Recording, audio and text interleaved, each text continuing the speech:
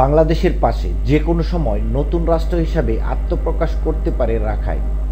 ইতিমধ্যেই অঞ্চলটির 90%-এরও বেশি ভূখণ্ডের নিয়ন্ত্রণ নিয়েছে আরাকান আর্মি। এই পরিবর্তনের প্রভাব কতটা পড়বে বাংলাদেশের উপর? মাত্র 15 বছরে রাখাইন রাজ্যে প্রভাব বিস্তার করেছে আরাকান আর্মি। বর্তমানে রাজ্যের 90%-এরও বেশি ভূখণ্ডের নিয়ন্ত্রণ তাদের হাতে। বাংলাদেশ মিয়ানমার 271 কিলোমিটার সীমান্তের পুরো অংশ নিয়ন্ত্রণ করছে গোষ্ঠীটি। একটি জাতীয় দৈনিকের প্রতিবেদনে বলা হয়, রাখাইন রাজ্যের প্রাকৃতিক সম্পদ ও বঙ্গোপসাগরের কৌশলগত অবস্থান চীনের জন্য অত্যন্ত গুরুত্বপূর্ণ। কায়েকপিউ গভীর সমুদ্র বন্দর, সে গ্যাস পাইপলাইনের মতো অবকাঠামো প্রকল্প চীনের বেল্ট অ্যান্ড রোড ইনিশিয়েটিভের অংশ, যা দেশটির জ্বালানি সরবরাহ পথের নিরাপত্তা নিশ্চিত করছে।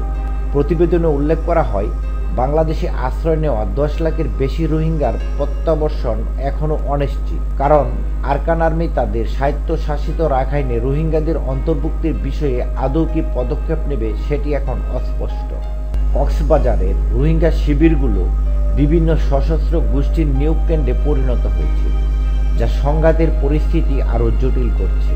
বিশ্লেষকদের মতে, বাংলাদেশ যদি সীমান্ত নিরাপত্তা নিশ্চিত করতে চায়, তবে আরাকান আর্মির সঙ্গে কৌশলগত আলোচনা করা যেতে পারে, যাতে মানবিক করিডোর খোলা এবং নিরাপদ প্রত্যাবর্তনের পথ সুগম হয়।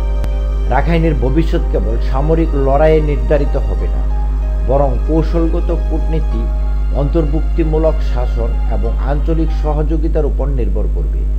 আরাকান আর্মির বিজয় শুধু মিয়ানমারের রাজনৈতিক বাস্তবতা নয়, বরং চীন, ভারত ও বাংলাদেশের ভূ রাজনীতিতেও গুরুত্বপূর্ণ পরিবর্তন আনবে।